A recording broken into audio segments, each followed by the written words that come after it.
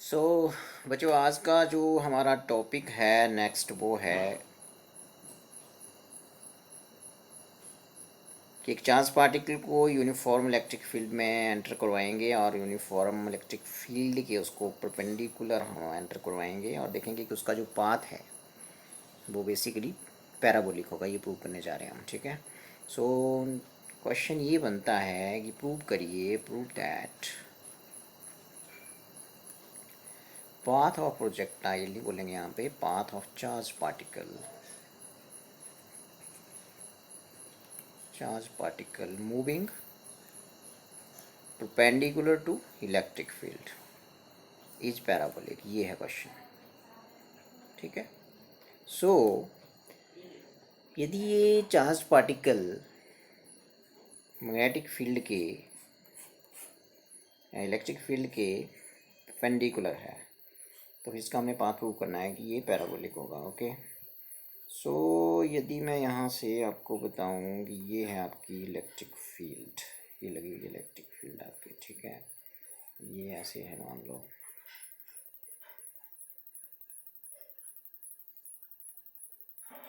ये आ गई, ठीक है। सो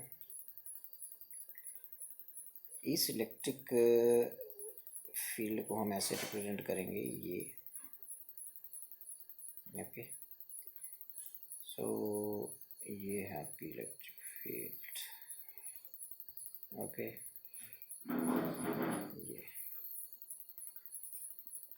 ये देखो एक्स एक्सिस ले लेते हैं और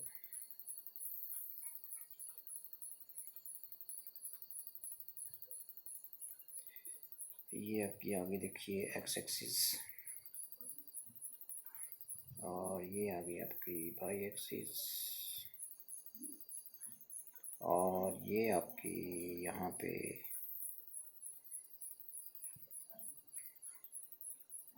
this is positively charged plate, this is negatively charge plate. So electric field की जो डायरेक्शन होती है वो पॉजिटिव टू नेगेटिव। सो ये है आपकी इलेक्ट्रिक फील्ड।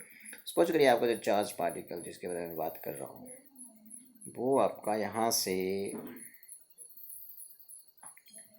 ये है, सपोज यहाँ से ये इस रास्ते को यहाँ से एंटर हुआ इस पॉइंट ओ पे, ओके। सो यहाँ पे जब इस पॉइंट ओ पे ये एंटर हुआ, ये है आपका पॉइंट ओ, ये है आपका charge particle Q। Suppose it is moving with uniform velocity V, okay. So यदि यूनिफॉर्म वेलोसिटी V से मूव कर रहा है तो ये देखिए ये इसकी वेलोसिटी है और ये कौन सी डायरेक्शन के लॉन्ग है, अभी एक्स एक्सिस के लॉन्ग है, दिख रहा है, ठीक है। अब क्वेश्चन ये है कि इसको वेलोसिटी तो हमने हॉरिजॉन्टल डायरेक्शन में दी है, x axis positive x axis के लॉन्ग। तो जैसे ही ये पॉइंट ओ पे एंटर हुआ तो आपको पता है फोर्स कितना लगेगा इसके ऊपर, क्यों कोई चार्ज इलेक्ट्रिक फील्ड में एंटर होगा तो इतना फोर्स एक्सपीरियंस करेगा ये। और इसकी डायरेक्शन क्या होगी फोर्स की, बिकॉज ये खुद पॉजिटिव है तो पॉजिटिव की तरफ अट्रैक्ट होगा, नेगेटिव की तरफ, ठीक है। तो this particle will be accelerated in the direction of electric field. Direction of electric field along vertical direction, by direction की तरफ, बाई एक्सिस की ओर है, ठीक है। सो सपोज करिए इसका मास m है और एक्सेलरेशन इसमें a प्रोड्यूस हुआ। सो मुझे ये बताइए कि according to Newton second law, तो इसके ऊपर न्यूटन सेकेंड लॉ के अकॉर्डिंग जो f आया आपका वो कितना है भाई, ma, ठीक है जी। इक्वेशन नंबर 1 बोल देते हैं, इक्वेशन नंबर 2। तो ये जो इसको एक्सेलरेशन मिलेगी ये मिलेगी along y axis, or you can say parallel to y axis, or you can say parallel to electric field। तो ये इलेक्ट्रिक फील्ड की वजह से ये एक्सेलरेशन इसको मिलेगा। तो from equation 1 and 2 what you can get this, from equation 1 and 2 what you will get ma is equal to qe। from here you can find a, so a is qe upon what, m। so this is equation number 1, okay। so now suppose करिए इसने जो यहाँ जब ये field के अंदर था तो ये हॉरिजॉन्टल जो डिस्टेंस ट्रैवल करी, मान लो टाइम t में ट्रैवल हुई और ये x है सपोज, ठीक है, ठीक है। और ये डिस्टेंस कितना है, x है। और ये जो वर्टिकल डिस्टेंस है ये सपोज y है, ये आ गया, ठीक है। सो क्वेश्चन ये उठता है अब कि यदि इसकी दो तरह की मोशन हो गई, बिकॉज हॉरिजॉन्टल डायरेक्शन में इसको यूनिफॉर्म वेलोसिटी कितनी दी गई है भाई, v दी गई है, और जब इलेक्ट्रिक फील्ड में ये एंटर हुआ इस पॉइंट ओ पे, तो इसको इलेक्ट्रिक फील्ड के अलोंग फोर्स लगा, दिस मच फोर्स। तो ये जो एक्सलरेशन की डायरेक्शन है ये मतलब पैरेलल टू इलेक्ट्रिक फील्ड है, ठीक है। सो ये दो मोशंस के इन्फ्लुएंस में है, एक तो यूनिफॉर्म मोशन हो गया ये जिसमें वेलोसिटी भी है इसका, और एक हो गई यूनिफॉर्मली एक्सेलरेटेड मोशन जिसका एक्सेलरेशन ये है, ठीक है।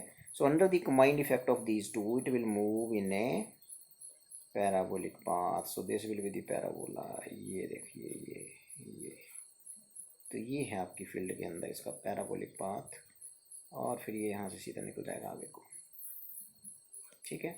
सो यहाँ इस पॉइंट को एम बोल दीजिए, और ये M N will be straight line, but O M will be parabolic path ये। तो इलेक्ट्रिक फील्ड के अंदर इसका पाथ जो होता है वो पैराबोलिक है।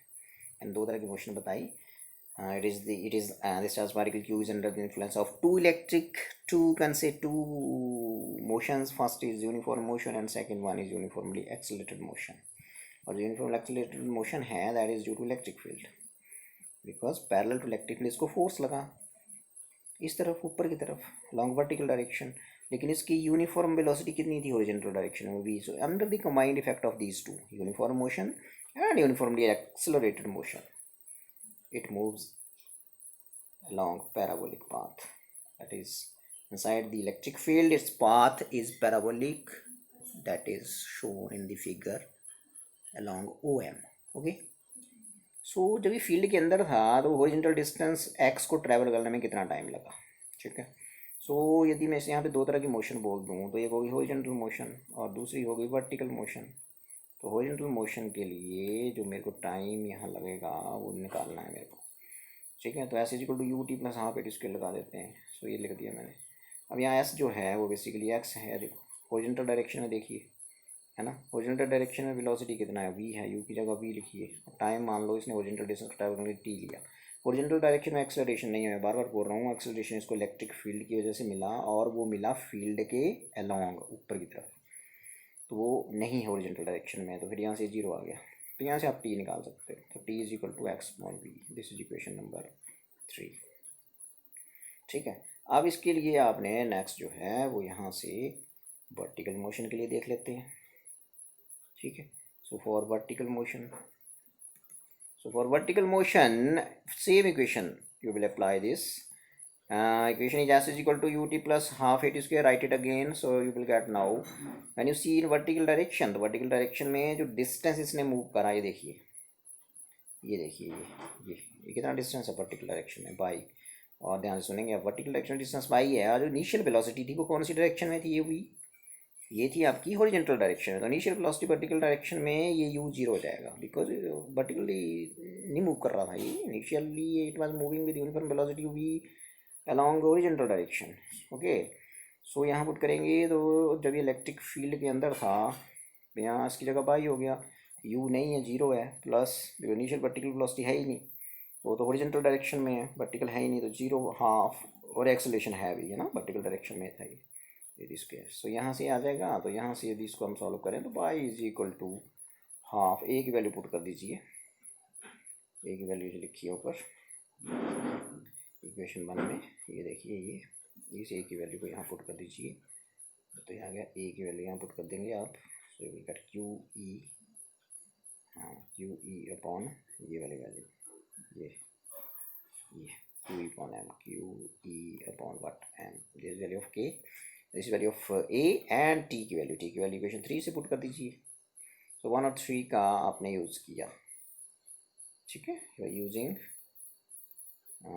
दिस इज 1 2, इस इक्वेशन को हमने नंबर 3 देना है, 3, दिस इज 3, ओके।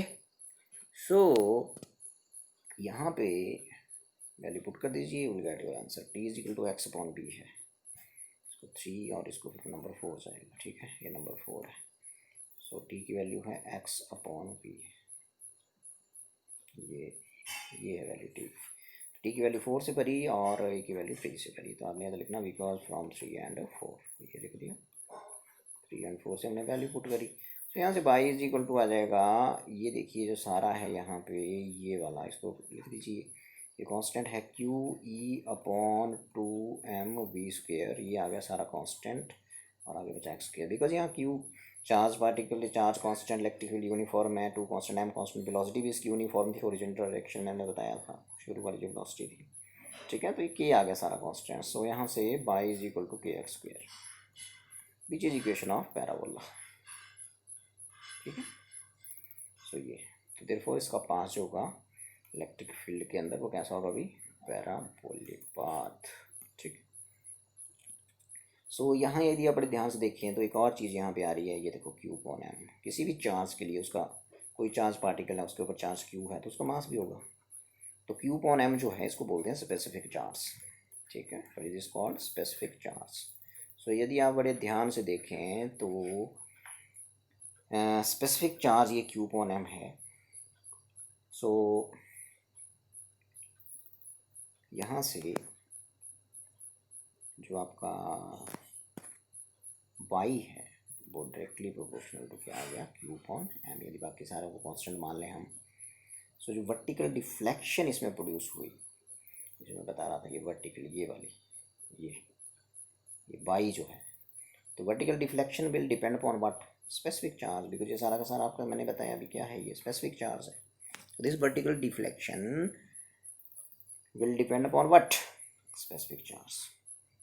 सो जहाँ स्पेसिफिक चार्ज जिस पार्टिकल का, जिस चार्ज पार्टिकल का ज़्यादा होगा वहाँ वर्टिकल डायरेक्शन में डिफ्लेक्शन भी ज़्यादा होगा, ठीक है। सो ये था आपका पहला आर्टिकल, तो इसमें हमने ये चीज़ें देखी अभी। सो हमने प्रूव किया कि जो पाथ है, जो पाथ है आपके चार्ज पार्टिकल का, जो पाथ है बेसिकली जो आपकी यूनिफॉर्म इलेक्ट्रिक फील्ड है उसमें कैसा पाथ है, पैराबोलिक, ये प्रूव करना था आपने, ठीक है।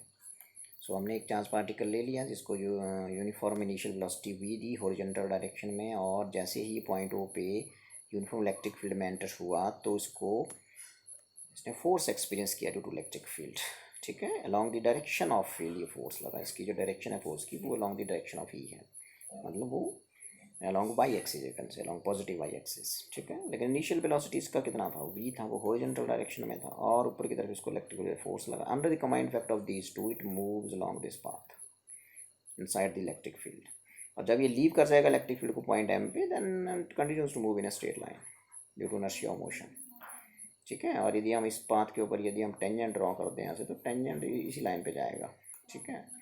तो सिर्फ इलेक्ट्रिक फील्ड के अंदर ही इसका पाथ ही होगा पैराबोलिक, ठीक है। तो पहले हमने इसका एक्सेलरेशन निकाल लिया, ये देखिए एक्सेलरेशन निकाल लिया, फिर हमने बोला कि हॉरिजॉन्टल डिस्टेंस x है, इसको ट्रैवल करने के लिए कितना टाइम लगा, हॉरिजॉन्टल डिस्टेंस x को ट्रैवल करने के लिए टाइम लगा x अपॉन b, तो वर्टिकल डिस्टेंस कितना कवर किया इसने टाइम t में, तो वर्टिकल डिस्टेंस ये आ गया, तो वर्टिकल डिस्टेंस और हॉरिजॉन्टल डिस्टेंस के बीच क्या रिलेशन आया कि x², इसका मतलब ये इन दोनों का ग्राफ बनाएंगे तो पैराबोला आएगा, ऐसे आ जाएगा, ऐसे ऐसे, ठीक है।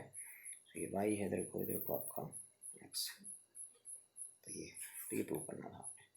तो इस केस में बेसिकली ये जो पार्टिकल है ये, इसमें टू मोशन है, एक तो है uniform motion along horizontal direction, मतलब it is under the influence of two motions, uniform motion and uniformly accelerated motion, जो यूनिफॉर्म एक्सेलरेशन इसको मिला है that is due to electric field मिला है, तो यूनिफॉर्म मोशन इसकी हॉरिजॉन्टल डायरेक्शन में है, और जो आपकी यूनिफॉर्मली एक्सेलरेटेड मोशन जो वर्टिकल डायरेक्शन में, under the combined effect of these two it moves along parabolic path inside electric field, okay.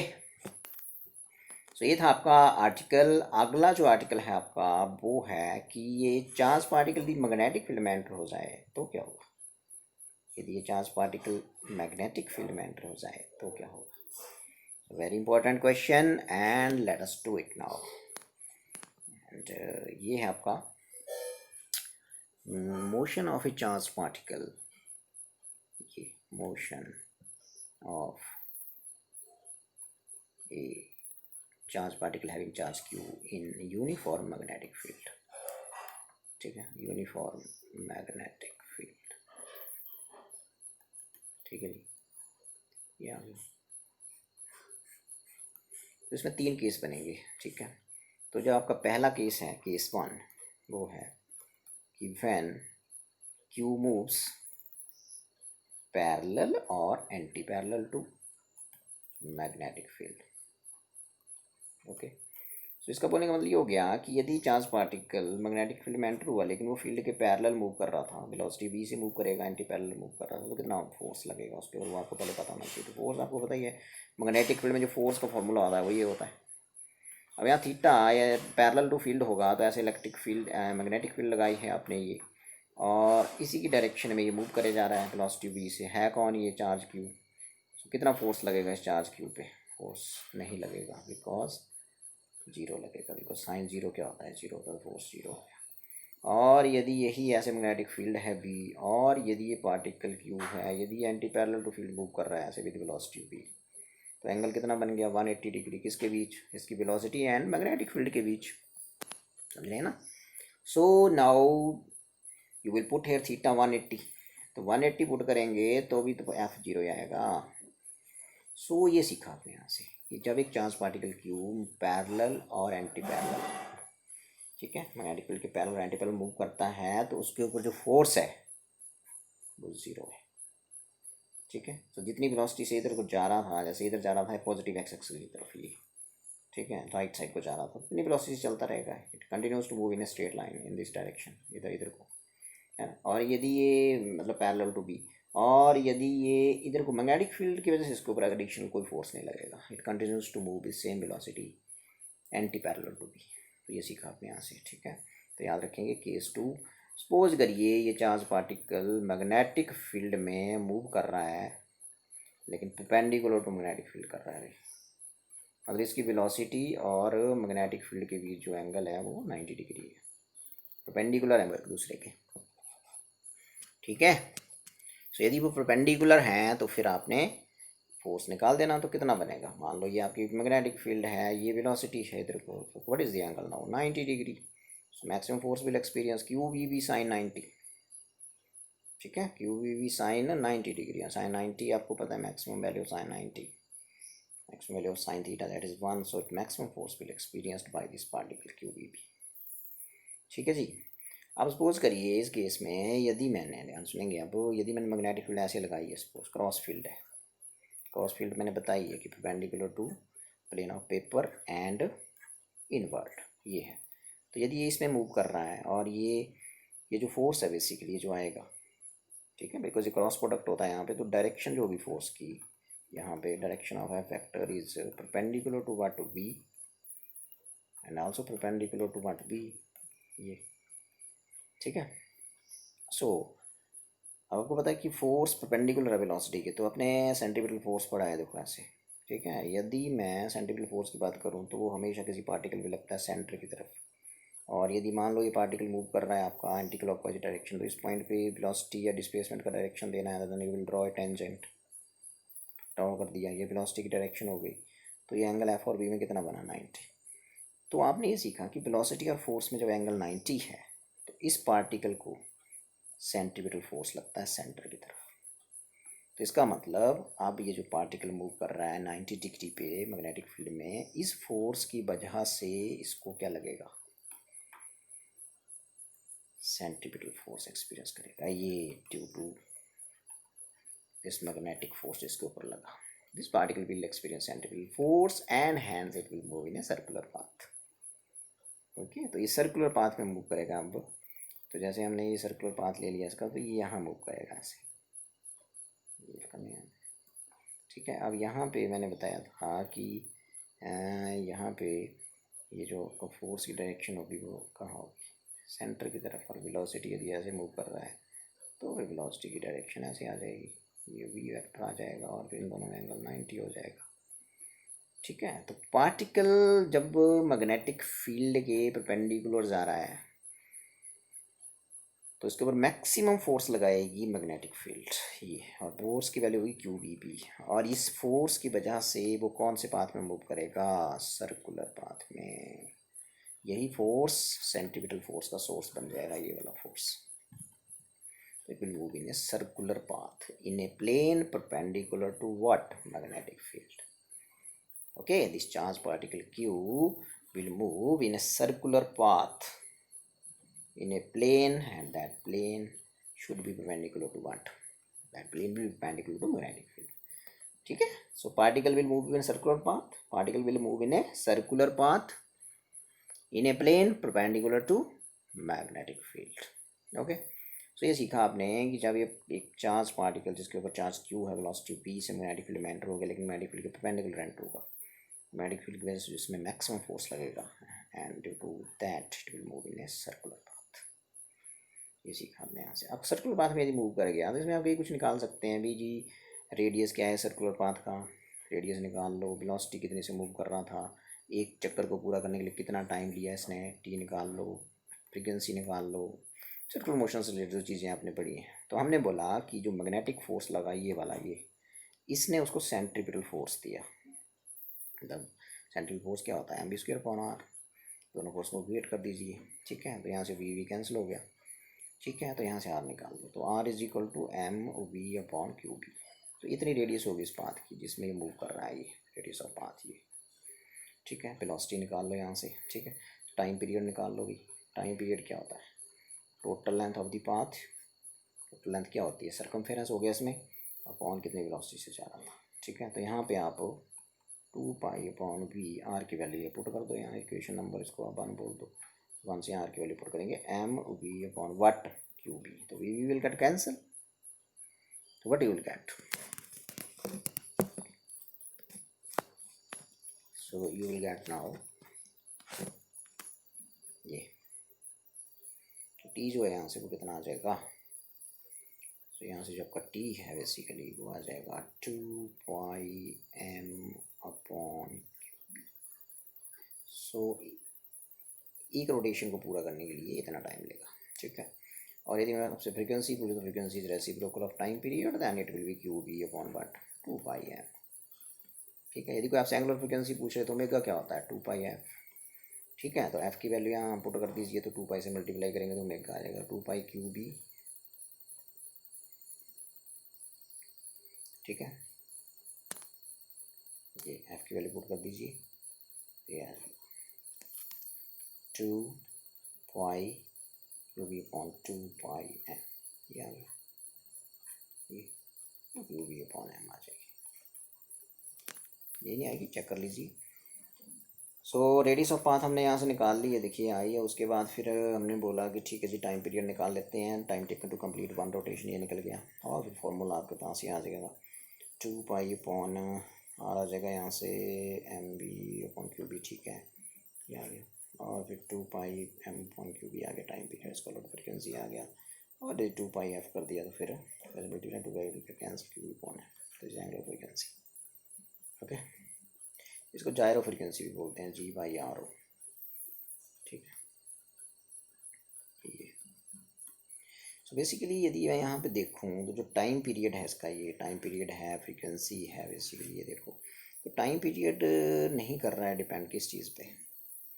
But ध्यान से देखें आप, टाइम पीरियड में ना रेडियस आ रहा है ना वेलोसिटी आ रहा है. सो टाइम पीरियड जो है इस पार्टिकल का वो डिपेंड नहीं करता है. That is independent of what, R and V. It will depend only upon what. ये देखो ये बताया मैंने आपको ये. ठीक है. टाइम पीरियड किस पे डिपेंड कर रहा है, एम अपॉन क्यू पे. और किस पे डिपेंड कर रहा है, मैग्नेटिक फील्ड पे. तो ये आ गया टाइम पीरियड जो बेसिकली वो डायरेक्टली प्रोपोर्शनल टू ये आ गया एम अपॉन क्यू. ये आ गया इंटू पी. ठीक है. और मैंने बताया था क्यू अपॉन एम क्या होता है, स्पेसिफिक चार्ज होता है. तो जिन पार्टिकल्स का स्पेसिफिक चार्ज सेम है उनका टाइम पीरियड एक रोटेशन को पूरा करने के लिए वो सेम टाइम लेंगे. ठीक है. सेम टाइम लेंगे. और रेडियाई डिफरेंट हो सकती है, वेलोसिटी भी डिफरेंट हो सकती है. ठीक है. क्या बोला मैंने एक बार फिर, जो टाइम पीरियड है वो किन चीज़ों पे डिपेंड कर रहा है, उसका कोई लेना देना नहीं है रेडियस से और वेलोसिटी से. वो किससे डिपेंड कर रहा है basically Q upon M upon Q. Q upon M क्या होता है, स्पेसिफिक चार्ज. ठीक है. तो मतलब टाइम पीरियड इनवर्सली प्रोपोर्शनल हो गया स्पेसिफिक चार्ज के. ठीक है. पर यदि स्पेसिफिक चार्ज भी एम क्यू अपॉन एम का रेशो सेम है. ठीक है. जिन पार्टिकल्स का क्यू अपॉन एम का रेशो सेम है उन सबके लिए टाइम पीरियड क्या आएगा एंड फ्रीक्वेंसी क्या आएगी, सेम आएगी. रेडियाई डिफरेंट होगी, वेलोसिटी भी डिफरेंट होगी. ठीक है. तो ये चीज़ जो है बेसिकली ये साइक्लोट्रॉन में यूज होती है. आगे एक डिवाइस हम पढ़ेंगे साइक्लोट्रॉन, उसके बारे में डिटेल में पढ़ेंगे फिर. ठीक है जी. सो ये था आपका कि जब ये 90 डिग्री पे एंटर हो गया तो फिर क्या क्या निकाला हमने, देखो ज़रा। ठीक है, रेडियस निकाल ली, टाइम पीरियड निकाल लिया, और उसके बाद फिर फ्रीक्वेंसी निकाल ली, एंगुलर फ्रीक्वेंसी निकाल ली, काइनेटिक एनर्जी भी निकाल सकते हैं। काइनेटिक एनर्जी क्या हो जाएगी, काइनेटिक एनर्जी हो जाएगी, यहाँ से आप वी निकाल लो, यहाँ से वी निकाल लो, और यहाँ काइनेटिक एनर्जी के फॉर्मूले में पुट कर दो। काइनेटिक एनर्जी हो जाएगी, बोलो half M V square, V की वैल्यू पुट कर दो, तो बन गया हाफ एम, वी की वैल्यू यहाँ से निकालिए जरा, R Q B upon M, R Q B upon M लिखिए, आर स्क्वायर है ना, Q square B square upon M square, तो एक एम यहाँ से कैंसिल हो जाएगा ये, तो आपके यहाँ से काइनेटिक एनर्जी का फॉर्मूला यहाँ से आ जाएगा। कितना आएगा बोलो, ये आ जाएगा, देखो के इज इक्वल टू, ये आ जाएगा R square Q square B square upon 2m। ठीक है जी, R square Q square B square upon कितना आ जाएगा 2m। ये देखो काइनेटिक एनर्जी भी आ गया।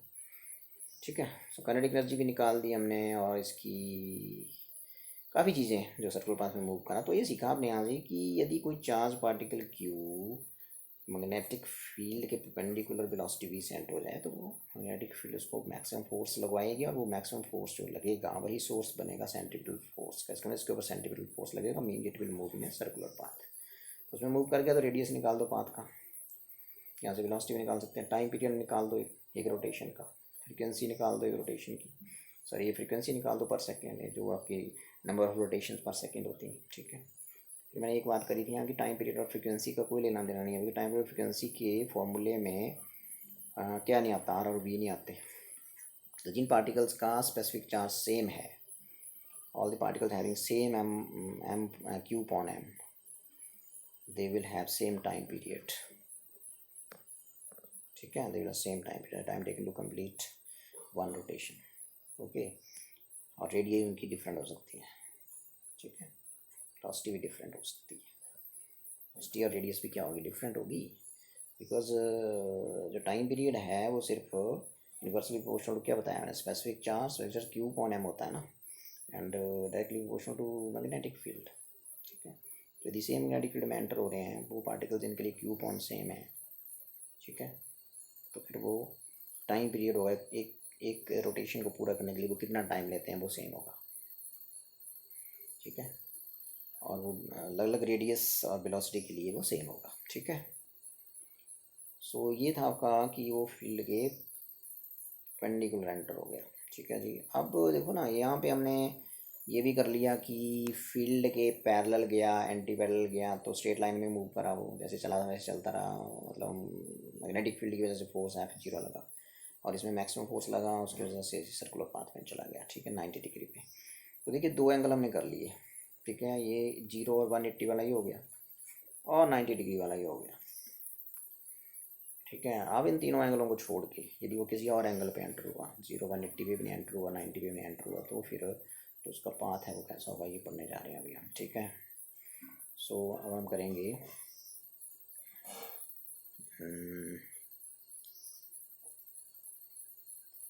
अभी हम करेंगे ये,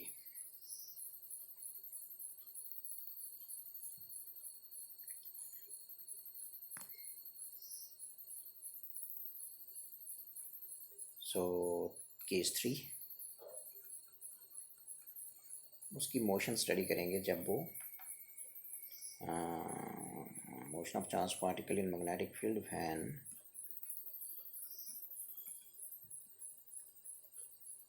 it enters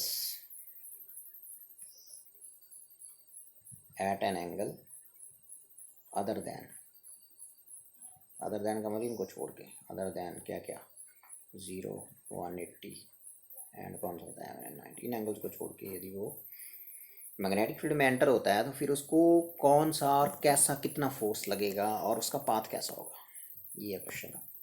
ठीक है जी, सो इसमें ले लेते हैं, वेरी सिंपल, देखिए जरा इसको समझिए फटाफट। सो ये देखिए यहाँ से हम बात करेंगे कि ये ले लिया हमने, ये ले लिया हमने बाई एक्सिस, ये सपोज करिए इधर को आ गया आपका ये, और ये। ठीक है,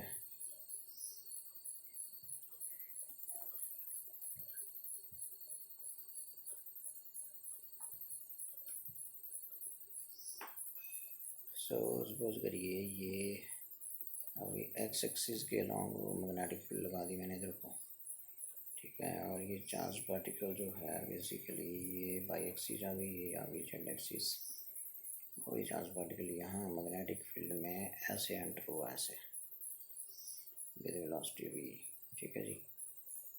और ये एंगल मैग्नेटिक फील्ड से कितना बना रहा था, थीटा। ये क्वेश्चन है। तो अब इस v को दो कंपोनेंट्स में रिजॉल्व करिए। इधर को आ जाएगा इसका वी एक्स कंपोनेंट और इधर को आ जाएगा इसका vertical component we Y,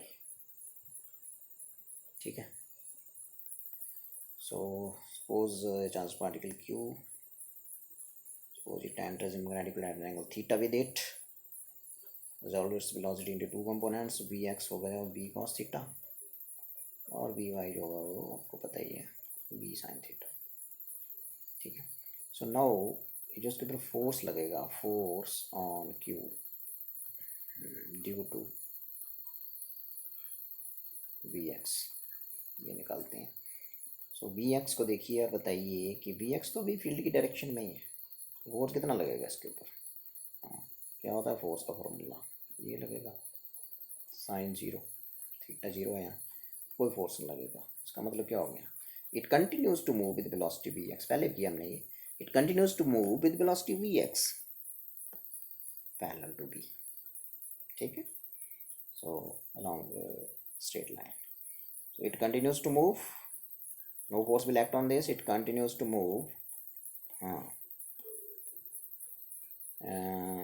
with velocity vx along b in a straight line। ऐसे चला था, कितनी वेलोसिटी से चला था इधर को, वी एक्स से, तो वी एक्स से चलता रहेगा, पहले बताया मैंने, स्ट्रेट लाइन, ठीक है। पी होगा। अब आप ये तो फोर्स लग गया इसके ऊपर, इसकी वजह से इसकी बात हो गई। अब वी वाई की बात करो तो force on Q due to V Y, ये देख लेते हैं दूसरा पॉइंट इसका, force on Q due to vertical component of velocity, and what is the vertical component of velocity, V Y, ये वाला, ठीक है। तो वी वाई की वजह से कितना फोर्स लगेगा बताइए फटाफट, वी वाई और इसमें कितना एंगल है इलेक्ट्रोमैग्नेटिक फील्ड में, 90 degree. So maximum force will be experienced by this particle F is equal to Q B Y B sin 90 degree, यही होगा ना, क्योंकि इनमें इसमें और इसमें एंगल कितना है 90 degree. So this much force will be experience. और मैंने बताया था कि ये फोर्स फिर this force will make it to move in a circular path, it will provide centrifugal force, पहले बताया मैंने। सो ये जो फोर्स लगा इसके ऊपर मैक्सिमम लगा, and this force tends to move it in a circular path, okay. So जो सर्कुलर पाथ में मूव करेगा तो दिस फोर्स, तो ये पढ़ा हमने अभी तक कि वेलोसिटी के वी एक्स कंपोनेंट की वजह से तो इसको कोई फोर्स नहीं लगा और it continues to move in a straight line with same velocity V X, लेकिन due to this V Y maximum force will act on it, okay, and this force tends to move it in a circular path in a plane perpendicular to B magnetic field, ठीक है। सो यदि आप बड़े ध्यान से देखें तो फिर मतलब due to V Y it moves in a circular path and due to V X it moves in a straight line. So under the combined effect कोई चीज़ स्ट्रेट लाइन में भी जा रही है और सर्कुलर पाथ में मूव कर रही है, इसका मतलब वो कैसे मूव कर रही है, वो आगे भी जा रही है, इसका मतलब ऐसे ऐसे मूव कर रही है, ऐसे ऐसे देखो, ऐसे ऐसे, इसको बोलते हैं हेलिक्स।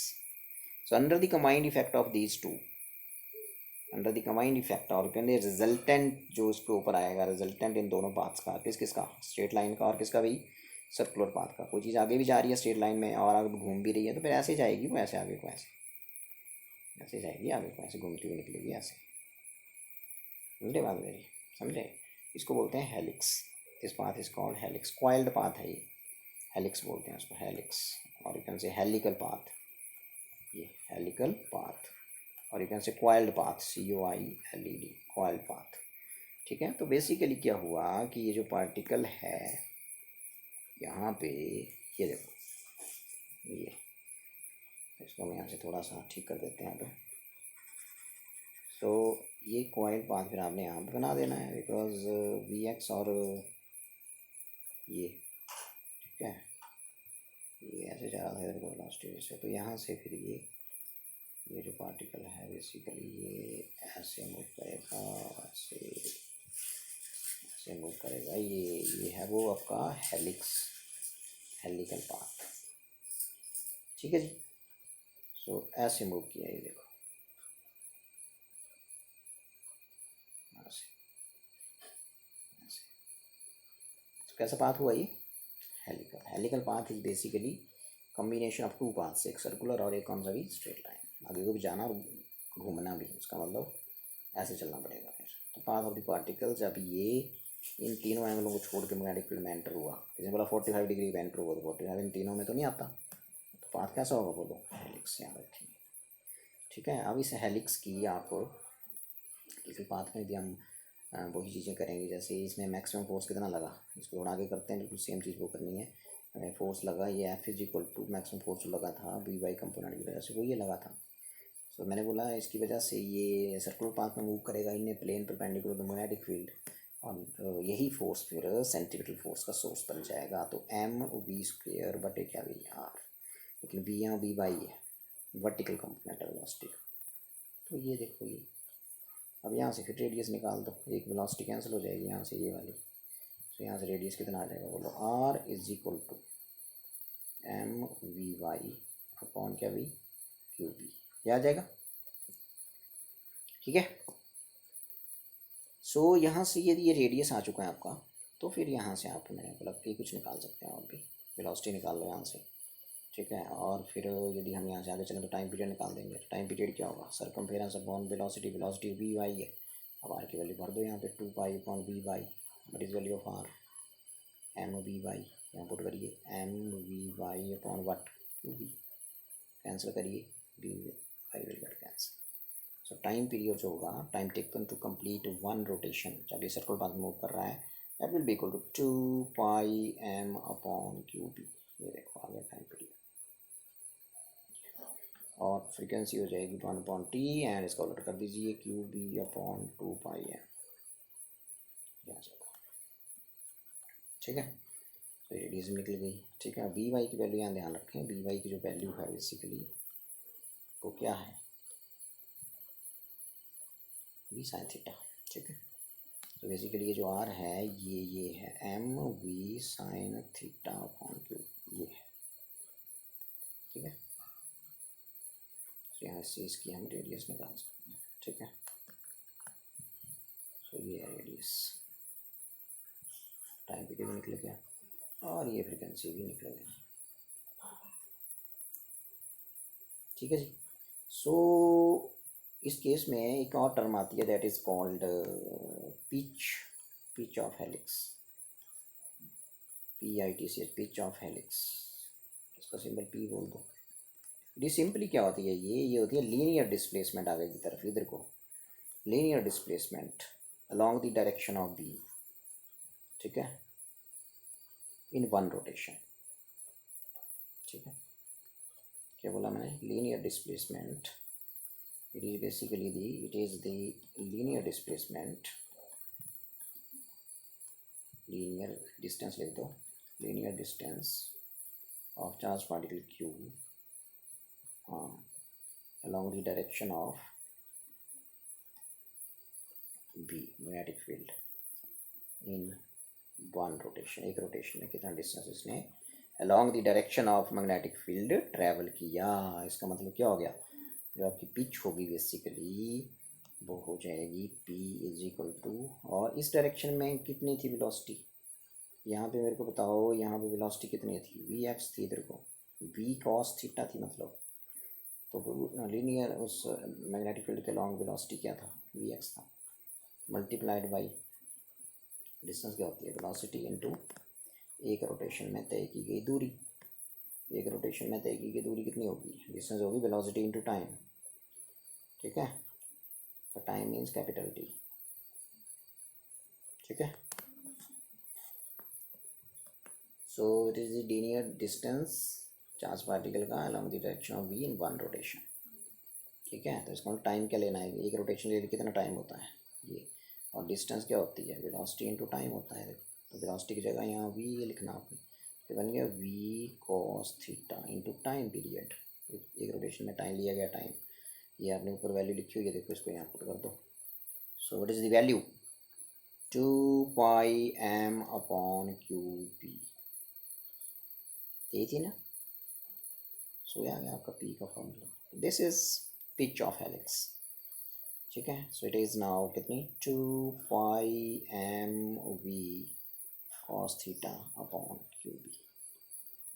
सो ये था आपका कि जो इसकी पिच है वो क्या होगी। ठीक है जी, अब मैं आपको थोड़े से यहाँ से थोड़े से इसके आपको नोट्स दिखा देते हैं। सो नोट्स के लिए जाना पड़ेगा हमें यहाँ पे, जो आपको पढ़ाया गया उसको दिखा देते हैं यहाँ पे। ठीक है, सो ये है, देखो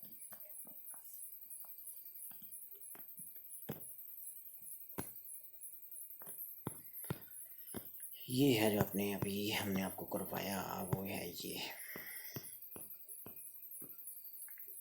ये देखें आप यहाँ पे, ये बताया था मैंने कि जब इलेक्ट्रिक फिलामेंटर होगा ये, तो आपकी जो पाथ आएगा वो कैसा आएगा, देखो पैराबोलिक। ठीक है, तो ये हमने प्रूव किया अभी। ठीक है, ये देखो सारा प्रूव कर दिया हमने। तो लास्ट में y इज इक्वल टू के एक्स स्क्वायर इक्वेशन आएगी, जो ये आ गई इक्वेशन ऑफ पैराबोला है। तो path inside uniform electric field, ये 90 डिग्री पे एंटर हुआ फील्ड के, तो पाथ कैसा होगा, पैराबोलिक होगा। ठीक है, फिर हमने आगे किया, देखो ये किया आगे, देखो ये फिर वो मैग्नेटिक फील्ड में एंटर हो गया। तो मैग्नेटिक फील्ड में एंटर हो गया तो पैरेलल और एंटीपैरेलल जब एंटर हुआ, तो मैंने बोला इसके ऊपर कोई फोर्स नहीं लगेगा, ये देखो ये 0। ठीक है, फिर 90 डिग्री पे एंटर हुआ, तो 90 डिग्री पे मैक्सिमम फोर्स लगेगा, और वो उसको बोलेगा कि तू सर्कुलर पाथ में मूव कर। ठीक है, so it will move in a circular path.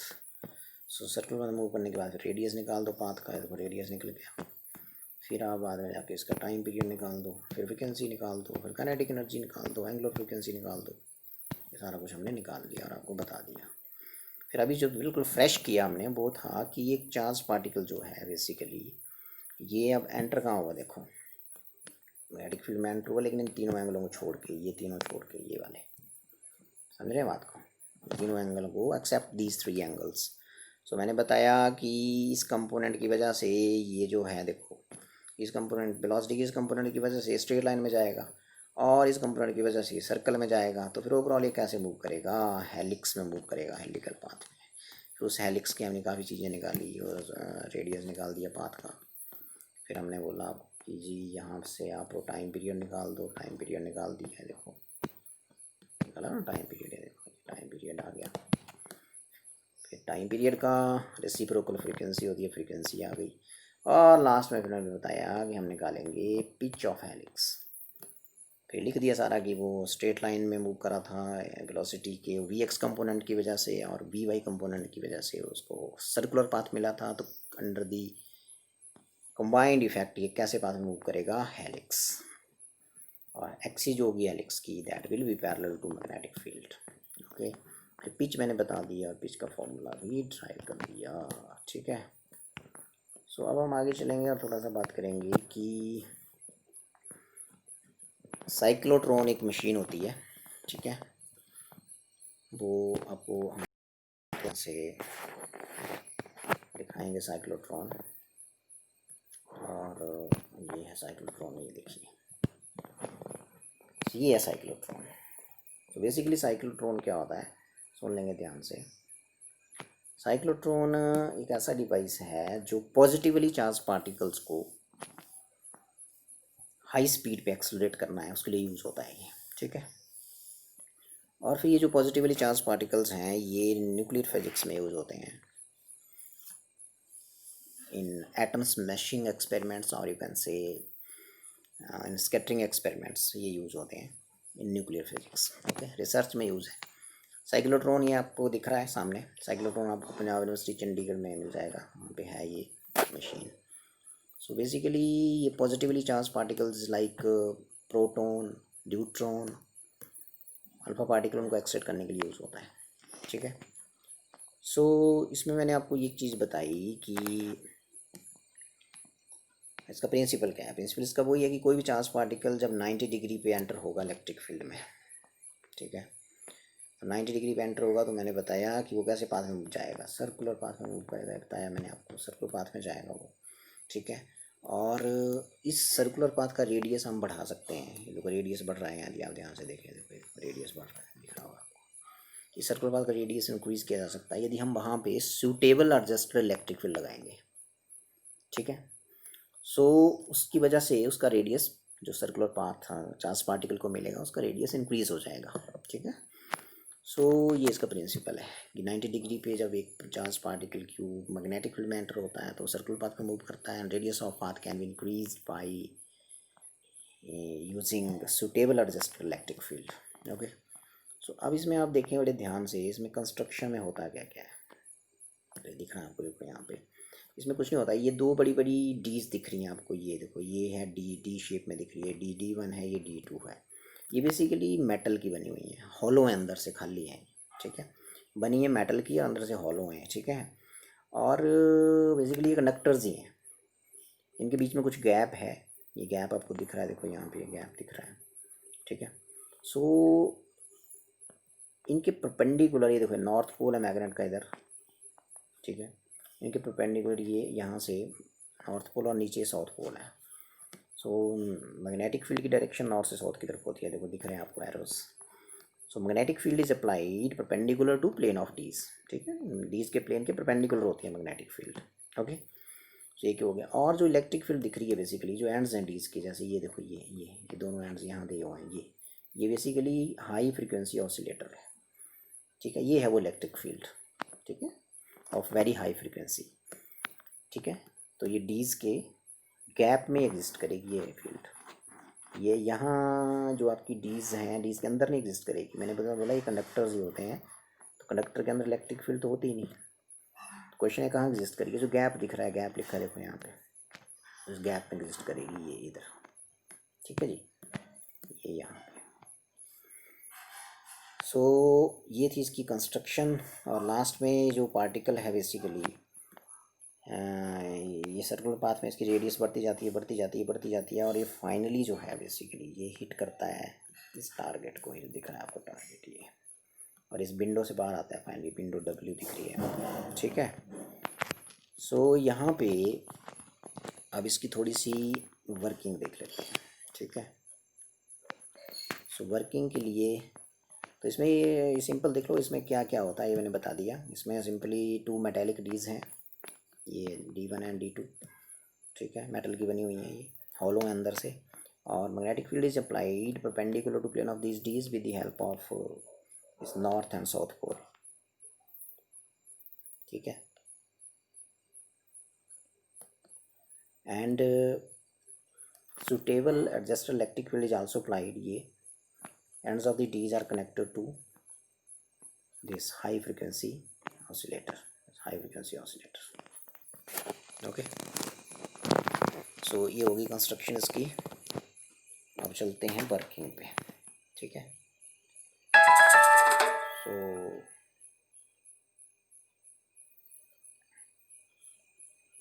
Working पे यदि हम चले हैं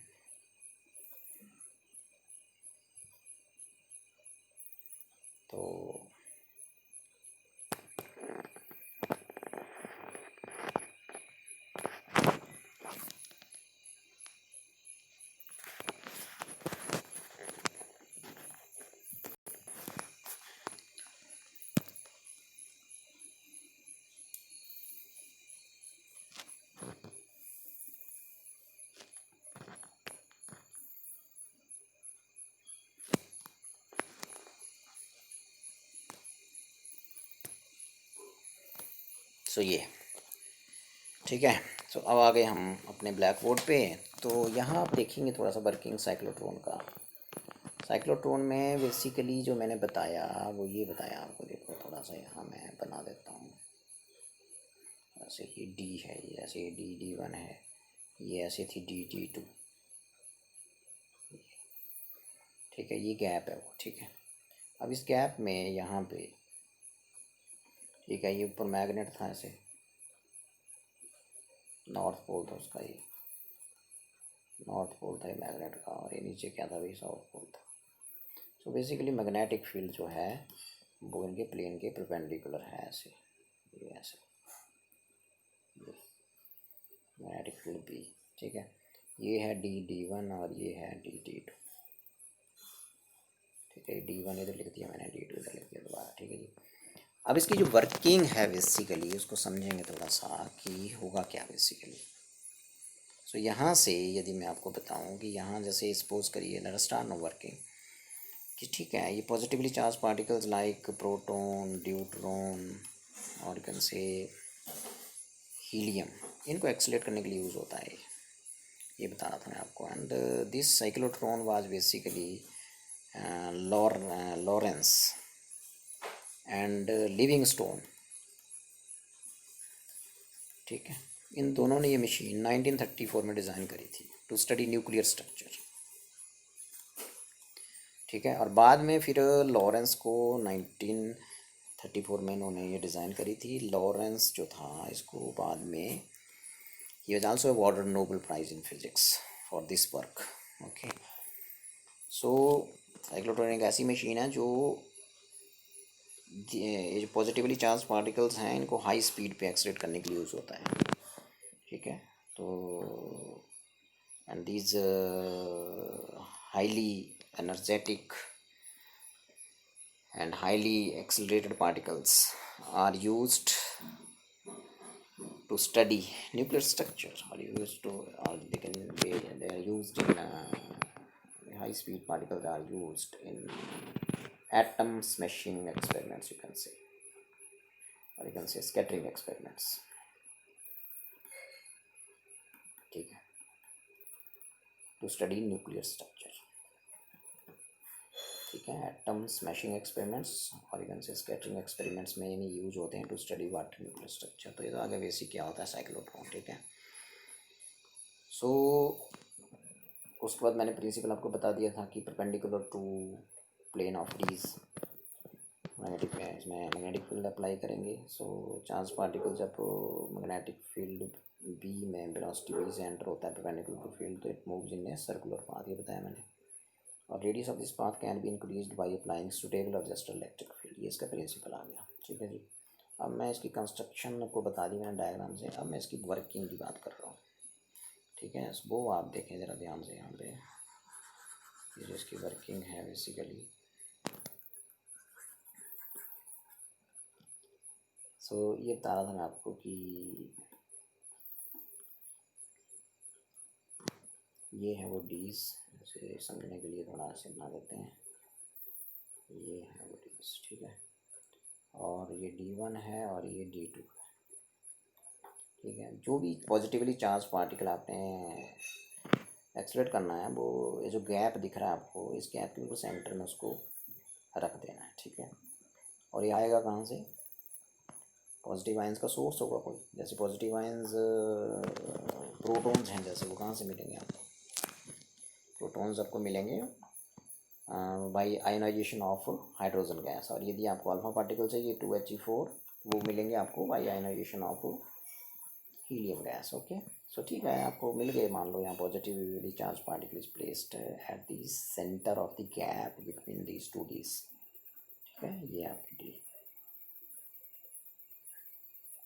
सो अब यहाँ से आपको पता ही है, ध्यान सुनेंगे कि इस रीजन में मैंने यहाँ पे बताया था आपको कि यहाँ पे बेसिकली ये लगाई हुई है आपने, ये इसको बोलते हैं, क्या बोलते हैं इसको, ये लगाई हुई है। और इधर मैग्नेटिक फील्ड भी जा रही है ऐसे परपेंडिकुलर प्लेन ऑफ डीज, ये इधर साउथ पोल है और इधर ऊपर नॉर्थ पोल है, ठीक है। सो मैं ये बताना चाह रहा हूँ आपको अब कि अब इसकी वर्किंग देखिए, तो ध्यान से सुनिए आप। सपोज पॉजिटिवली चार्ज पार्टिकल यहाँ रख दिया आपने। सो अब आपको यहाँ पे इलेक्ट्रिक फील्ड लगाई हुई है आपने। इलेक्ट्रिक फील्ड के बारे में थोड़ा समझेंगे। इलेक्ट्रिक फील्ड ये सुटेबल एडजस्टेड है, ये बेसिकली ऑल्टरनेटिंग वोल्टेज है, ऐसे ऐसे ऐसे ऐसे ऐसे ऐसे ऐसे वेरी करती है टाइम के साथ। देखो टाइम है और ये देखो वोल्टेज है, बेसिकली वी है, ये पॉजिटिव हाफ साइकिल होता है इसका, ये नेगेटिव, ये पॉजिटिव, ये नेगेटिव, ऐसे चलता है देखो, ठीक है। सो एक पॉजिटिव और नेगेटिव यहाँ, तो यहाँ एक टाइम पीरियड हो गया इसका टी, और यहाँ तक हो गया हाफ, ठीक है, T/2। तो सपोज पॉजिटिवली चार्ज पार्टिकल आपने यहाँ रखा है, उस टाइम ध्यान से सुनेंगे, D1 को पोटेंशियल मिला है, D1 को जो पोलैरिटी मिली है वो मान लो पॉजिटिव पोलैरिटी D2 के पास है और ये D1 के पास है, ये नेगेटिव साइकिल ये दिख रहा है आपको, ये मतलब इस टाइम D1 जो है वो नेगेटिव पोटेंशियल पे है, ऐसे समझ लो नेगेटिव पोटेंशियल पे है। तो फिर D2 को कौन सी पोलैरिटी है, पॉजिटिव। अब ये पॉजिटिव चार्ज पार्टिकल है, ये किस तरफ अट्रैक्ट होगा, ये इस D की तरफ ही अट्रैक्ट होगा, ठीक है, ओके। सो इलेक्ट्रिक फील्ड इसको एक्सलेट करेगी इधर को, लेकिन जैसे ये D के इधर पहुंचेगा तो मोशन तो इसको मिल गई, लेकिन अब आपको पता ही है कि मैग्नेटिक फील्ड कैसे लगाई हुई है, परपेंडिकुलर लगाई हुई है, मैग्नेटिक फील्ड परपेंडिकुलर लगाई है तो मोशन के परपेंडिकुलर है इसकी, तो परपेंडिकुलर मैग्नेटिक फील्ड जब चार्ज पार्टिकल एंटर हो जाता है तो it will move in a circular path, ये इसका पाथ हो जाएगा, डी के अंदर सेमी सर्कल ही होता है, दिखा ना आपको ये, तो इधर चला गया पार्टिकल। इलेक्ट्रिक फील्ड ने तो इसको एक्सीलरेट कर दिया गैप में, लेकिन जैसे ही ये, बिकॉज नेगेटिव पोटेंशियल था D1 का, ठीक है, तो ये अट्रैक्ट हो गया उस तरफ, ठीक है।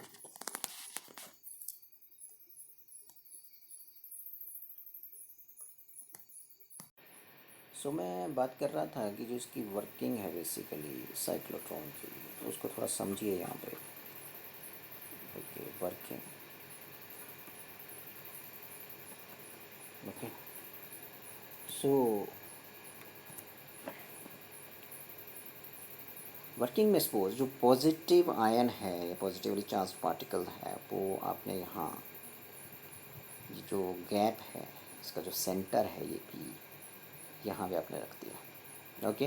मैं बोल रहा था कि पॉजिटिव आयन्स जैसे मान लो प्रोटॉन्स हैं, तो प्रोटॉन्स का सोर्स क्या है, they are produced by ionization of hydrogen gas, और यदि वो अल्फ़ा पार्टिकल्स हैं यदि, तो आपके प्रोटॉन है 1H1, तो मैंने बोला कि they are produced by ionization of hydrogen gas, और यदि वो हीलियम अल्फ़ा पार्टिकल है, हीलियम का न्यूक्लियस है यदि, then these alpha particles are produced by ionization of helium gas, okay, ठीक है। वो यहाँ पे आपने सेंटर पे रख दिया यहाँ पे, अभी इसके पास चार्ज क्या है, पॉजिटिव है, पॉजिटिव चार्ज है ना। सो यदि चार्ज पॉजिटिव है तो फिर यहाँ पे ये जो पॉजिटिव चार्ज है यहाँ पे जो पॉजिटिवली चार्ज पार्टिकल के पास है, बेसिकली क्या है, यहाँ जो इलेक्ट्रिक फील्ड आपने लगाई हुई है, देखिए ज़रा, ये जो इलेक्ट्रिक फील्ड यहाँ दिख रही है आपको, ये इलेक्ट्रिक फील्ड दिख रही होगी आपको, ये ठीक है। जो इलेक्ट्रिक फील्ड है बेसिकली होती कैसे है, ध्यान से देखेंगे, ये ऐसे होती है, देखिए ये ऐसे,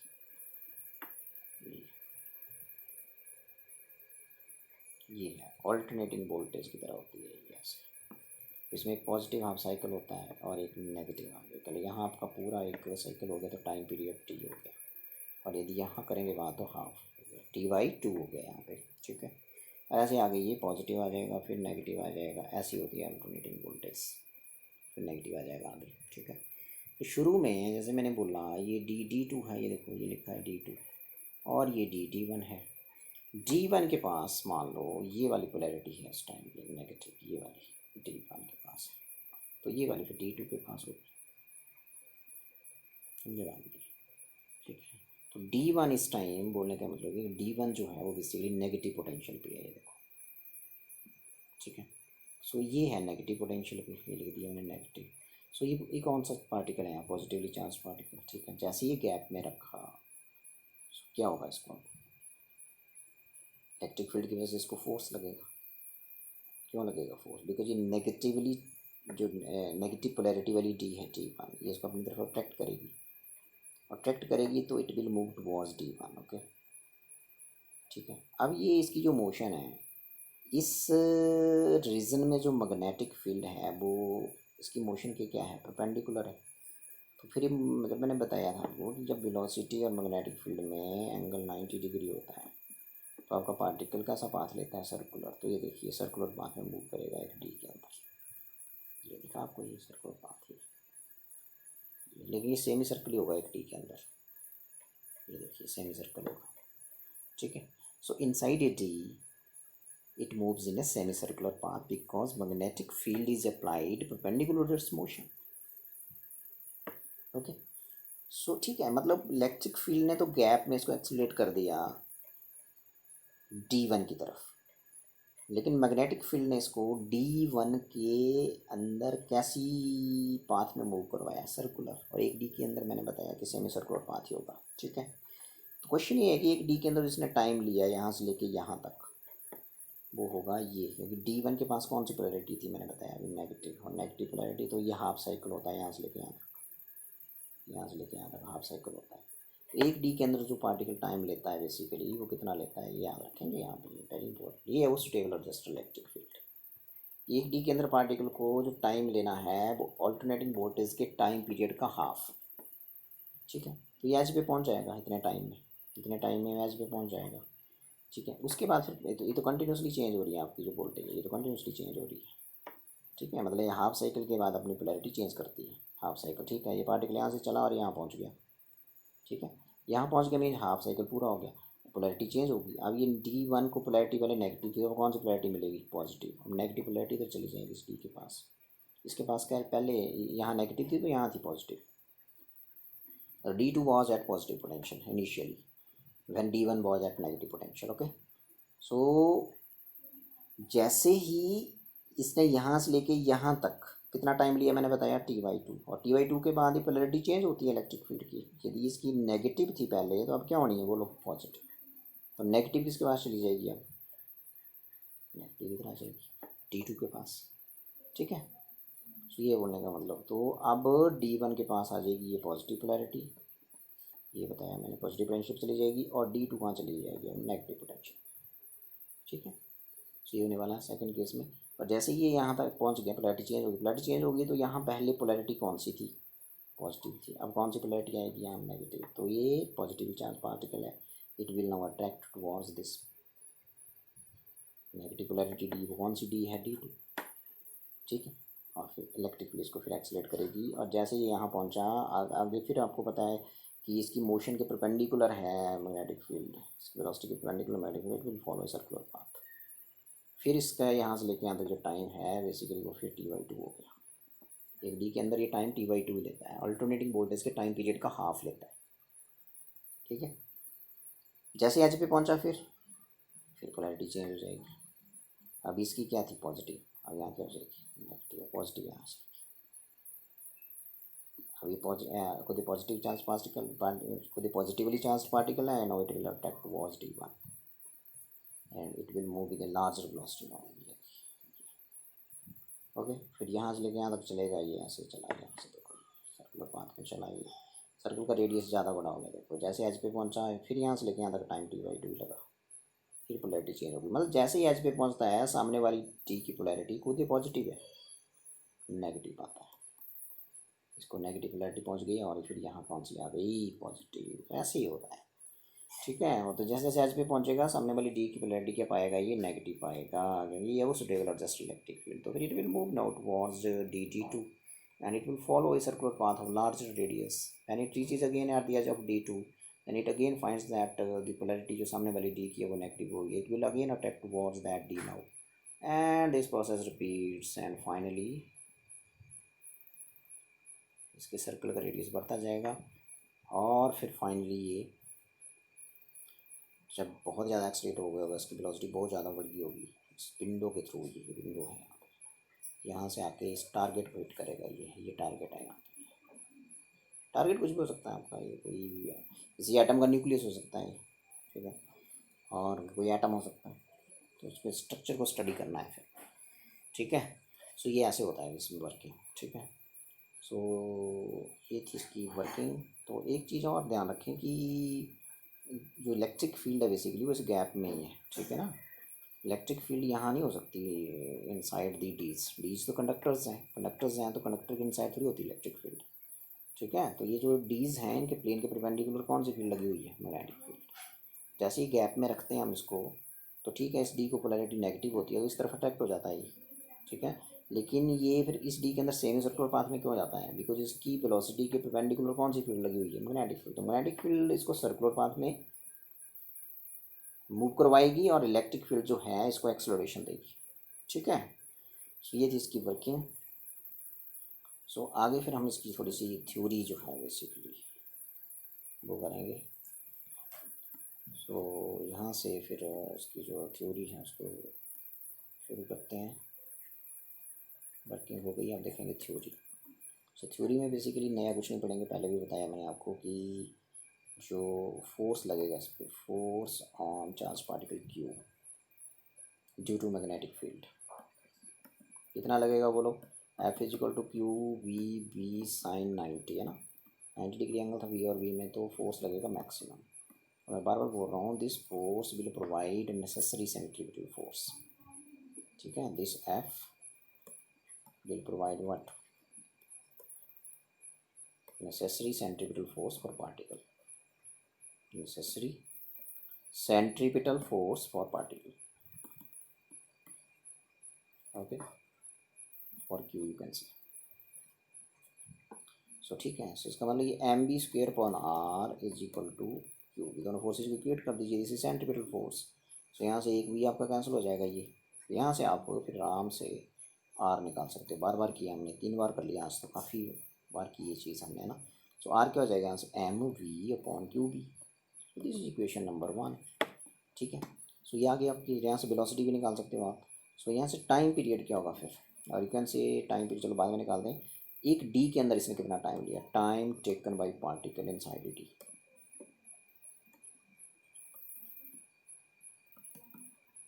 कितना होगा। तो एक डी के अंदर तो सेमी सर्कल ही था, ये बता रहा था मैं, एक डी है ना ऐसे, इसके अंदर जब ये मूव कर रहा था तो सेमी सर्कल ही था। तो सेमी सर्कल का सर्कमफेरेंस कितना होता है, पाई आर अपॉन कितनी वेलोसिटी से चल रहा था बी। तो यहाँ पे आप आर की वैल्यू पुट कर दीजिए, तो पाई अपॉन बी, आर की वैल्यू है 1 से, तो आ जाएगा M V upon Q B, तो बी विल गेट कैंसर। ठीक है, तो एक डी के अंदर जो टाइम लेता है ये रखेंगे आज पाई एम अपॉन क्यू बी, ये याद रखें।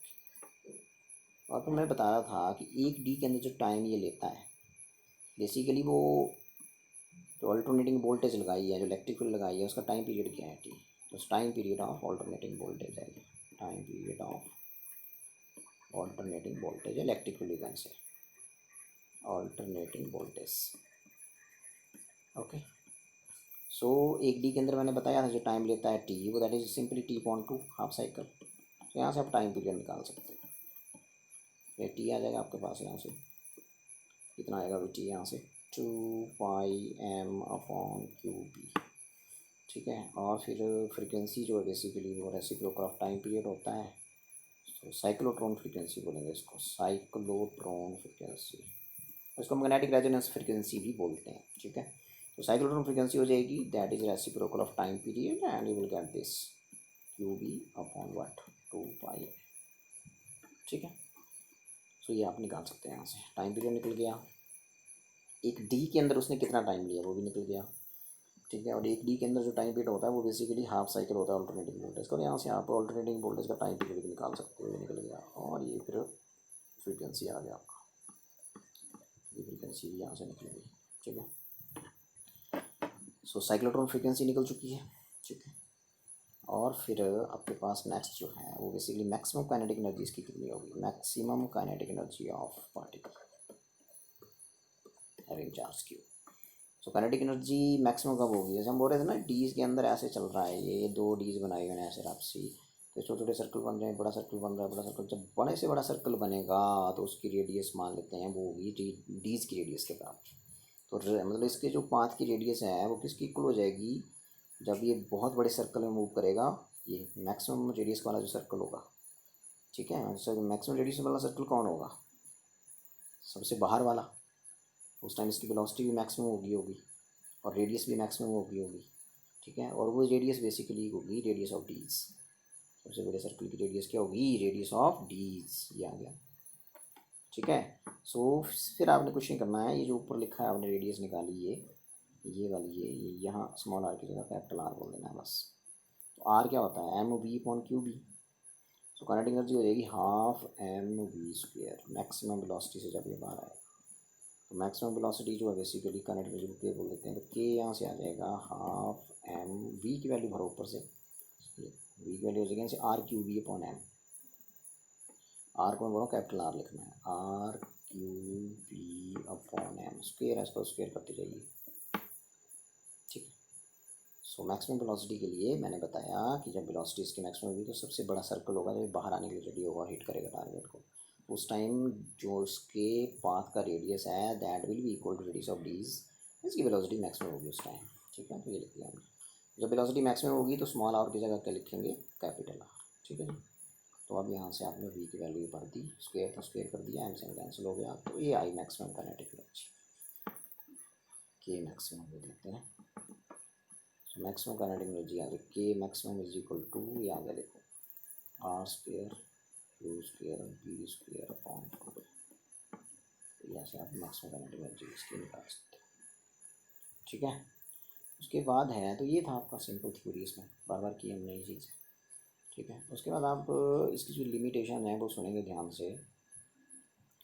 जो लिमिटेशन है साइक्लोट्रॉन की वो ये है,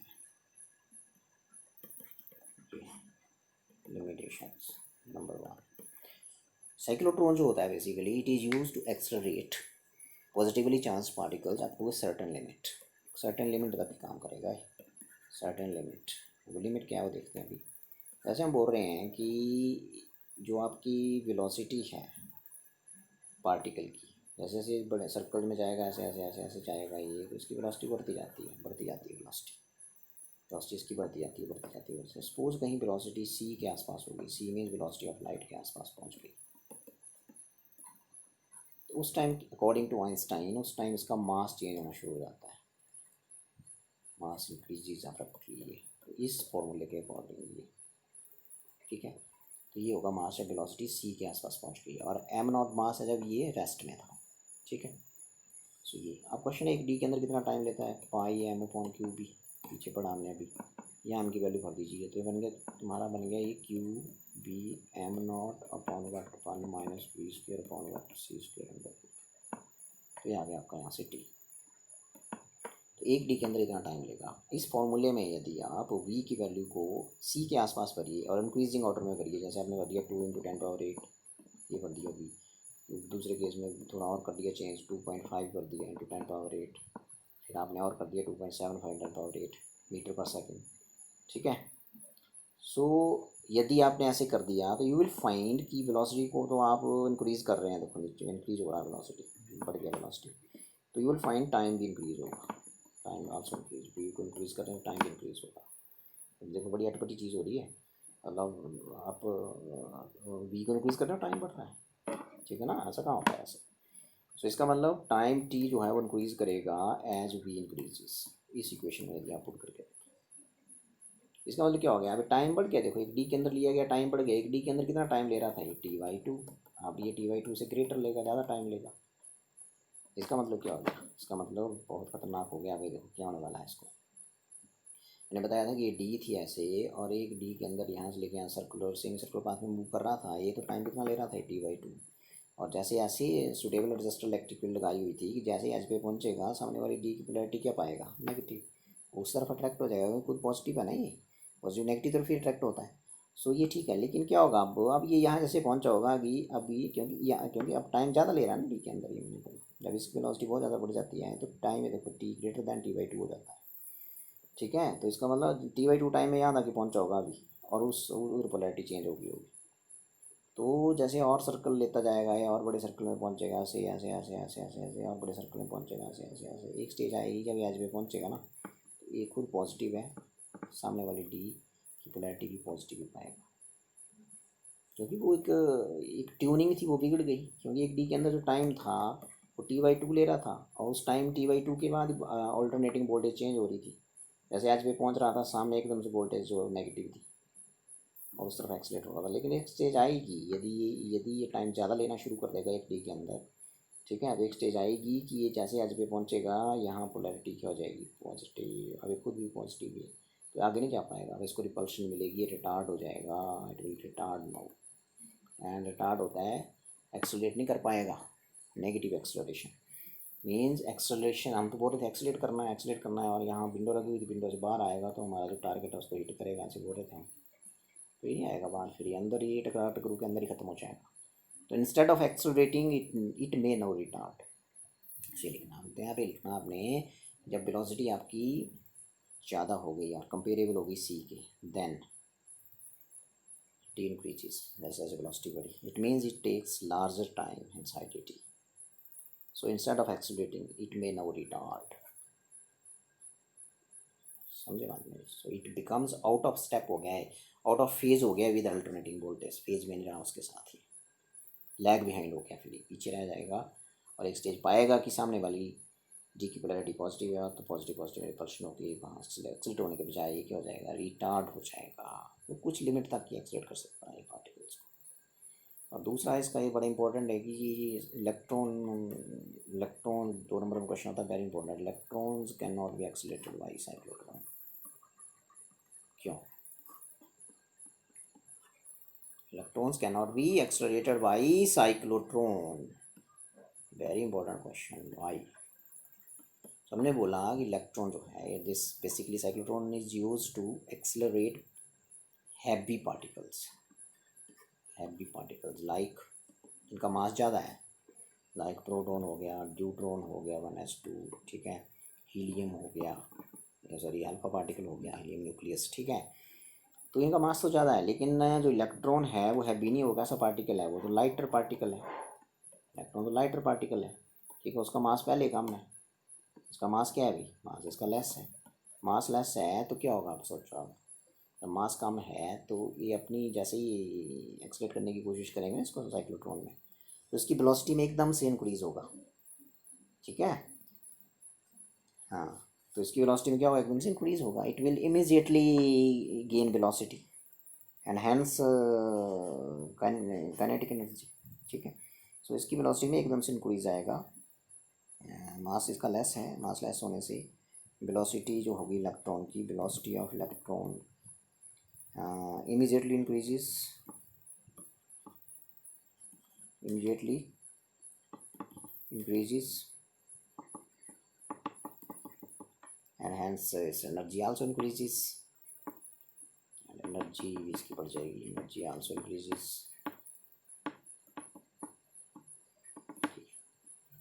एनर्जी किसकी बढ़ जाएगी और इसकी वेलोसिटी मैंने बोला बढ़ जाएगी, एंड जल्दी ही इसकी वेलोसिटी कहीं वेलोसिटी ऑफ लाइट के आसपास हो गई, तो क्या होगा, its mass will change abruptly, ठीक है, so but with increasing velocity क्या होगा, विद इंक्रीजिंग वेलोसिटी जो मास है इसका, mass of electron changes abruptly,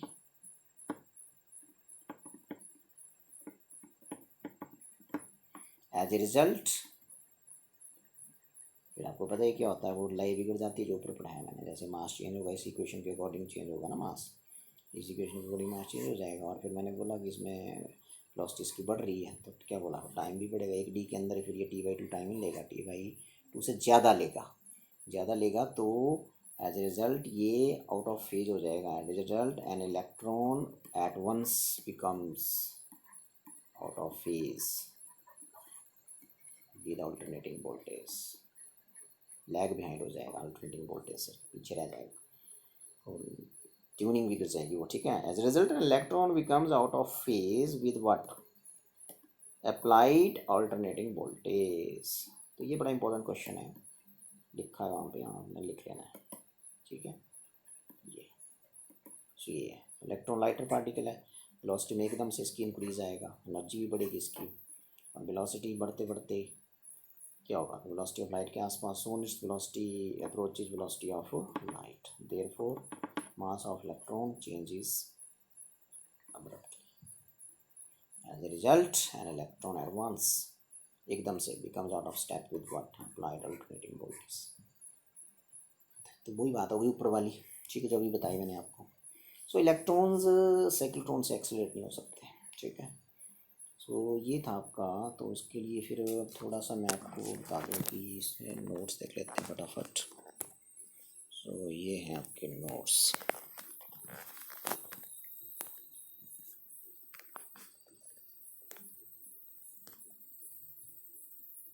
ये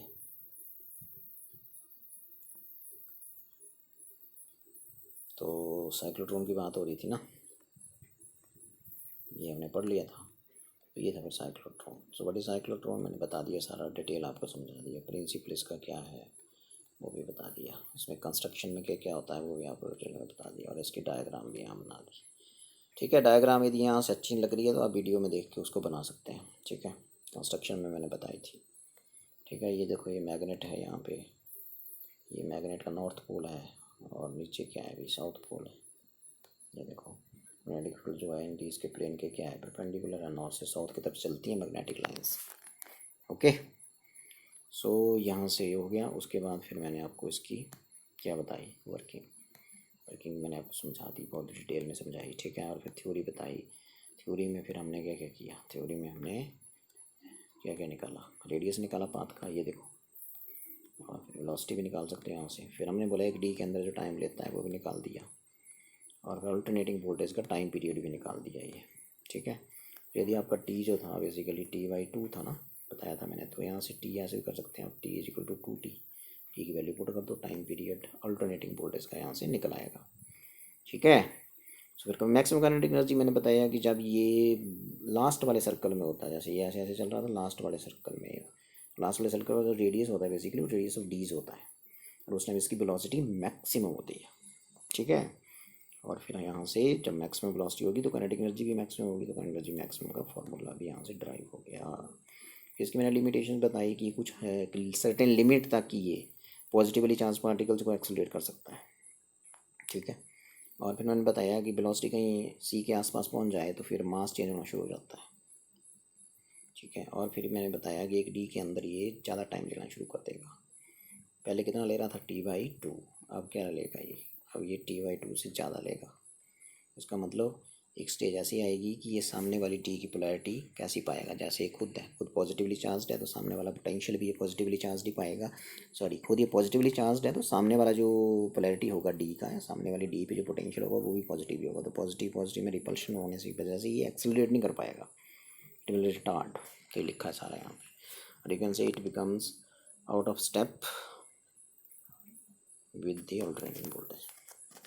स्टेप की जगह ये अच्छा शब्द रहेगा फेज, लिखें आप PHASC, फेज लिखें आप यहाँ, अच्छा रहेगा PHASC, ऐसे PHASC लिख लें यहाँ, phase, out of phase with alternating voltage, instead of accelerating it में रिटार्ड, पीछे हट जाएगा। ठीक है, और इलेक्ट्रॉन्स क्यों नहीं एक्सेलरेट होते बता दिया मैंने आपको, मास उसका कम है, वेलोसिटी में एकदम से इंक्रीज आएगा। So its velocity approach velocity of light, and एक लाइन लिख लें यहाँ से, एंड हैंस लिख लें line, and hence velocity C के बाद ये एंड हैंस, हाँ, mass of electron changes abruptly, mass of electron changes abruptly, एकदम से, अब्रप्ट होता है एकदम, अब्रप्टली, TLY, ये ABRUPTLY, and hence mass of electron changes abruptly. ठीक है, फुल स्टॉप लगा लें यहाँ, और फिर यहाँ इट लिखें, इट बड़ा आई कर लें, IT, it becomes out of step with, it becomes out of step, step की जगह मैंने बताया फेज लिख लें, ज़्यादा अच्छा शब्द है PHASC। ठीक है, तो ये चीज़ें आपने कर लेनी है, देख लें ध्यान से। सी के बाद आपने लिखना enhance mass of electron changes abruptly, full stop, it becomes out of step with alternating voltage, ये देखो। ठीक है, सो यही था, सो आज के लिए इतना ही।